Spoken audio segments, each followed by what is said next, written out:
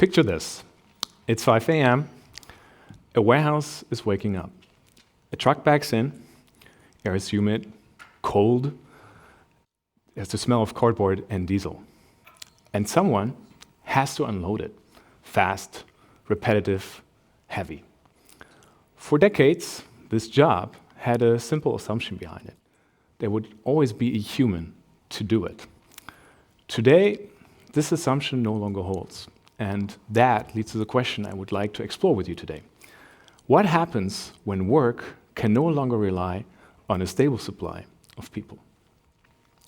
Now, you may wonder, what am I talking about? The news is full of stories about AI replacing white-collar jobs, software developers, financial analysts, content creators. That is a separate discussion.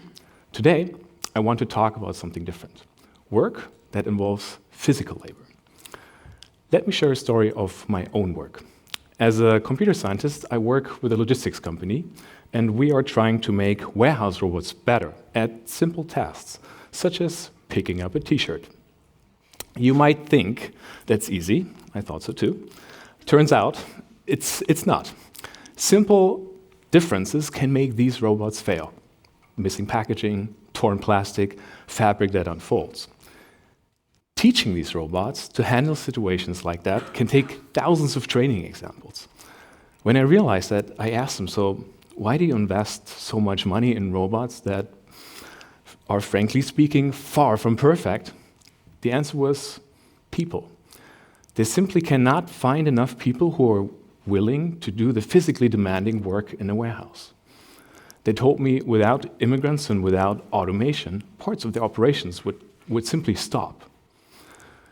So for them, robots are not really a cost-cutting experiment, but they are the only way work keeps happening at all.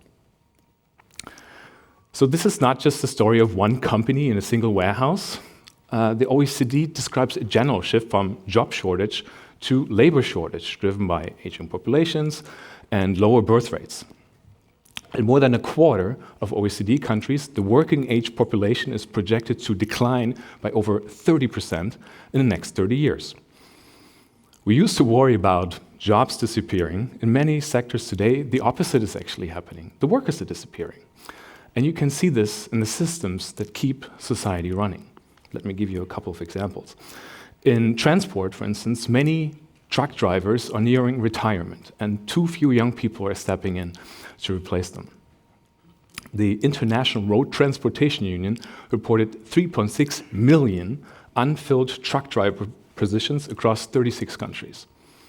In healthcare and elder care, the situation is similar. In the European Union alone, there are 1.2 million unfilled positions for doctors, nurses, and midwives. And then there are the signs we encounter in everyday life. Restaurants and shops reducing their opening hours, not because customers are missing, but because staff are.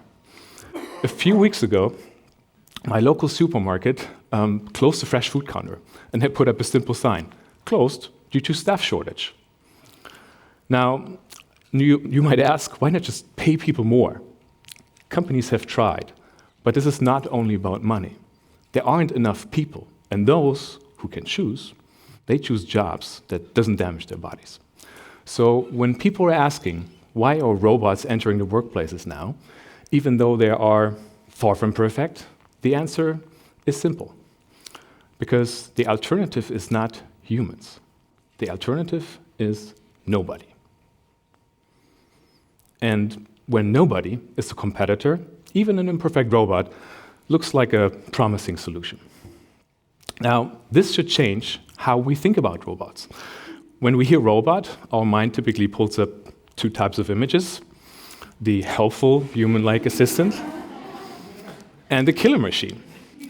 As you can imagine, the robots transforming work today do not look like futuristic humanoids. They look like carts, arms, and forklifts. And the scale is already enormous. Amazon alone has deployed over 1 million of such robots. 1 million, that's not just an experiment or technological progress, that is a new category of workforce. And even if most of us never meet such a robot, we feel them in faster deliveries, in stocked shelves and the price and availability of goods. Now, the most important aspect to consider, though, is not price and speed. It is which part of the job these robots take on. Consider unloading a truck. The robot doesn't replace the whole job, but the robot takes on the worst minutes of the shift. And if you've ever met someone doing such a job, you know what those minutes cost. Backs, knees, shoulders, and turnover that never stops. In other industries, the danger looks different, but is just as real. Think of agriculture, the heat, extreme heat some people are working in, or people working in air filled with toxic fumes, or even radiation. These are often described as the 3 Ds of work: dull, dirty, and dangerous. And these are also the places where robots arrive first. And that is the transition. Not humans replaced by robots overnight, but work being reorganized around the strength of both. I believe this shift comes with a great opportunity. If robots take the work that breaks people, that burns people out, humans can move towards the part of work they do best: judgment, creativity, adaptation. Now you might ask, well, what about the people that are doing these jobs today? In the warehouses I work with, I see new roles emerging. Supervising fleets, handling exceptions, training robots. Our task is to make this transition real. But surely the goal cannot be to preserve exhausting, low-paid jobs. The remaining human roles should be safer, more skilled, and better paid. This future is not automatic. Introducing robots into work does not necessarily make work or processes better. If we simply automate a process, it's faster, or might be faster, but it might also be still unsafe, still exhausting, and still badly designed. Automating a process simply makes it a faster bad process. So, yeah. Real progress requires redesign. Let robots take the repetition, the strain, the danger, and let humans focus on judgment, context, and care.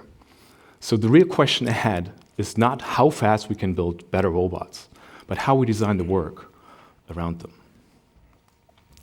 The truck still arrives at 5 a.m., and it will still be full of boxes. And those boxes still will need to be unloaded. What we can change is how we choose to do it. We can design a future where robots make work better than it is today. Machines take the strain, while humans gain dignity, safety, and better pay. Because work shouldn't break humans. And with robots, it doesn't have to. Thank you.